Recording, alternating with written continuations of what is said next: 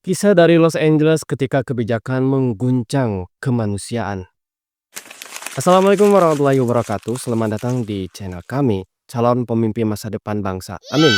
Hari ini saya tidak sekadar menyampaikan berita. Saya ingin kita merenung tentang dunia di luar sana, tentang keadilan, tentang kemanusiaan, dan tentang Indonesia di mata global. Baru-baru ini, dunia dikejutkan oleh kerusuhan besar di Los Angeles, Amerika Serikat.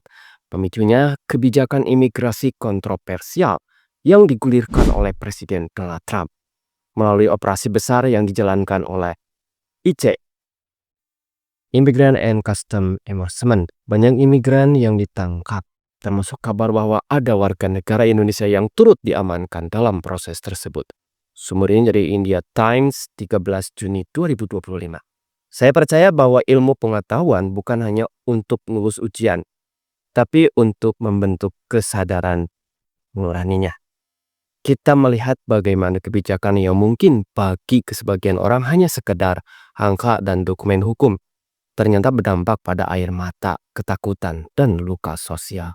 Bayangkan Anda sedang kuliah di luar negeri, lalu tiba-tiba dicap sebagai ancaman dan digiring keluar tanpa ada kejelasan. Disinilah kita belajar kebijakan publik tidak boleh lepas dari nilai-nilai keadilan. Sebagai bangsa, kita perlu tegas namun bijak. Pemerintah melalui KBRI di Washington DC telah menyampaikan perhatian atas kejadian ini dan berupaya memastikan perlindungan terhadap WNI yang terdampak. Ini bukan sekadar diplomasi, ini tentang tanggung jawab negara terhadap warganya dimanapun mereka berada. Sumbernya dari kompas.com 5 Juni 2025. Saya ingin Anda semua tidak hanya menjadi cerdas secara akademik, tetapi juga tanggap secara sosial dan global. Kita tidak boleh apatis terhadap isu internasional karena dunia hari ini tak lagi punya batas. Jadilah manusia yang mampu bicara dengan data, dengan hati nurani, dan dengan etika. Belajarlah hukum bukan hanya untuk menang, tapi untuk menegakkan keadilan. Belajarlah komunikasi bukan hanya untuk berbicara, tapi untuk mempengaruhi dunia dengan kebaikan. Dan belajarlah sejarah agar kalian tidak mengulang kesalahan peradaban.